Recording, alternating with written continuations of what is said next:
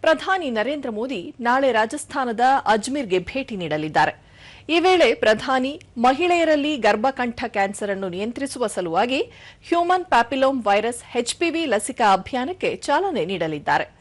14 ವರ್ಷ ವಯಸ್ಸಿನ ಬಾಲಕಿಯರಿಗೆ HPV ಲಸಿಕೆ ಹಾಕುವ ರಾಷ್ಟ್ರವ್ಯಾಪಿ ಅಭಿಯಾನ ಇದಾಗಿದೆ.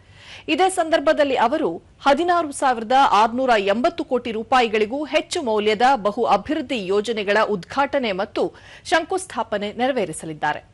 ರಸ್ತೆ ಸಂಪರ್ಕಕ್ಕೆ ಪ್ರಮುಖ ಉತ್ತೇಜನ ನೀಡುವ ಮೂಲಕ ಬಂಡಿಕುಯಿಯಿಂದ ಜೈಪುರವರೆಗಿನ ಚತುಷ್ಪಥದ ಹಸಿರು ಕ್ಷೇತ್ರ ಎಕ್ಸ್‌ಪ್ರೆಸ್ ವೇ ಮತ್ತು ದೆಹಲಿ ವಡೋದರ ಪ್ರವೇಶ ನಿಯಂತ್ರಿತ ಹಸಿರು ಕ್ಷೇತ್ರ ಎಕ್ಸ್‌ಪ್ರೆಸ್ ವೇಯ 8 ಪಥದ ಕ್ಯಾರೇಜ್ ವೇ ಸೇರಿದಂತೆ ಹಲವಾರು ರಾಷ್ಟ್ರೀಯ ಹೆದ್ದಾರಿ ಯೋಜನೆಗಳನ್ನು ಪ್ರಧಾನಿ ಉದ್ಘಾಟಿಸಲಿದ್ದಾರೆ. ಜೋಧ್ಪುರ ನಗರದಲ್ಲಿ ಚತುಷ್ಪಥದ ಎತ್ತರದ ರಸ್ತೆ, ಬರಾನ್ ಜಿಲ್ಲೆಯ ಮಲಬ್ಮೋರಿ ಮಂಗೋಲ್ ಬರಾನ್ ರಾಜ್ಯ ಹೆದ್ದಾರಿಗೆ ಅವರು ಶಂಕುಸ್ಥಾಪನೆ ನೆರವೇರಿಸಲಿದ್ದಾರೆ.